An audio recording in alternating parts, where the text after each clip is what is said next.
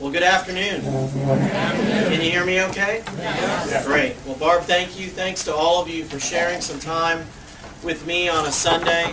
There's a lot of other things that you could be doing in this world, and the fact that you are here and that you are fighting for the future of this country is gratifying to me. I also want to say thank you for what you've done over the past couple of years. The Tea Party movement, the 9/12 movement has been extraordinarily important for this country because you have reminded Americans, you have reminded Republicans of our values, of our core values, of where this country started, that we are a country of laws, not men, that we are a country that is grounded on a constitution that says that the rights of the people come from God, and that government is formed to protect those rights, and that those powers are enumerated specifically, and that the federal government is supposed to be small and limited. Too many in Washington forgot this. Too many are still forgetting it. And what you're doing to remind Americans, remind your elected officials of where we came from and our founding document and what we believe in is extremely important for the future of this country. I had the great privilege of representing you in the United States Senate for 16 months. I was in private life when I was picked. I went from running a business till 2.5 weeks later, packing up my family, moving them to Washington, D.C., and being sworn in on the floor of the United States Senate by the Vice President. It was an extraordinarily quick transition that led me into an extraordinary time. And I want you to know, and I'm going to say some things here today that are critical of the government, but besides that criticism, it was the privilege of my life to represent you. To represent 18.5 million Floridians in what is still the world's greatest deliberative body was an extraordinary honor for me. When I first got there, I realized what a difficult situation the United States and Florida was in, the situation we're still in today.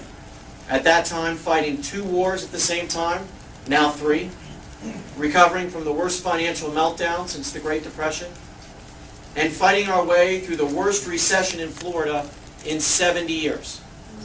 10.5% unemployment, the worst mortgage foreclosure crisis in the country. 24% of all foreclosed properties in America are in Florida. This is a very difficult time for our people. It is not lost on me every day that working families, mom and dad, making about $50,000 a year, a lot of them, mom or dad, has lost their job. They may be working 2 or 3 jobs now, not making as much as they did when they had one good job. They're behind on their mortgage. They may not even be paying their mortgage.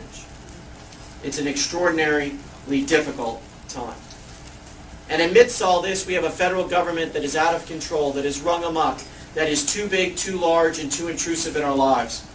As much of a privilege as it was for me to represent you in Washington, it is the most bizarre and broken and dysfunctional institution I've ever been affiliated with. And that was something that I always suspected, but I never knew how bad it was. When I first got there, one of the first things that I was asked to vote on was an appropriations bill to spend your money. And I think it was on housing and urban development. Not bad things.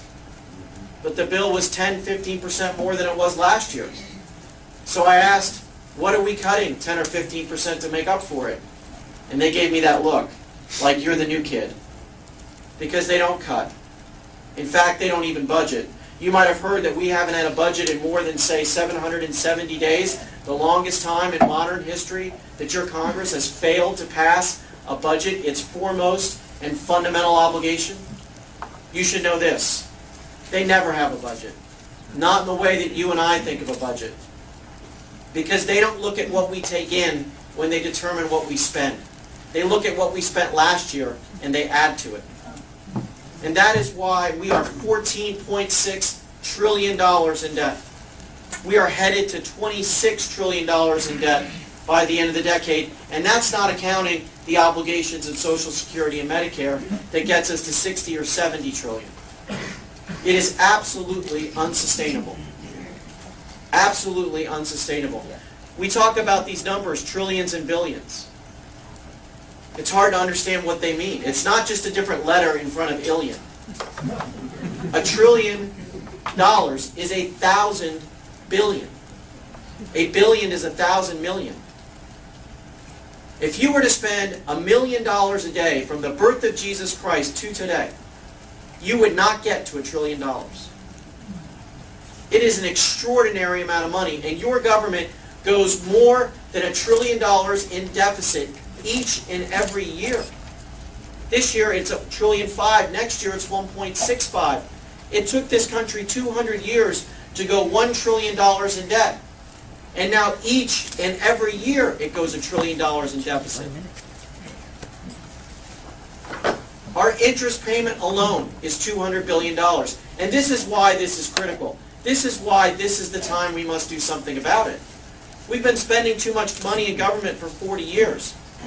But like with anyone who spends too much money, there's a day of reckoning. There's a day when the check comes due. That day is coming because of the size of the interest payment. It is $200 billion a year. Next year it is $260. By the end of the decade it is $900. It's cascading out of control. Your government can't make a $900 billion interest payment. And long before that day that happens this decade, the world financial markets will figure out that we can't make our interest payment. And what's happening in Greece and Ireland and Portugal and Spain will happen here if we do not do something about it. When your members of Congress talk about cutting $38 billion from the federal budget, it's Mickey Mouse. Realize we're going in debt $4 billion a day. You're talking about 10 days worth of spending. If I were in the United States Congress now, I would absolutely not vote to raise the debt ceiling unless they cut trillions of dollars in spending.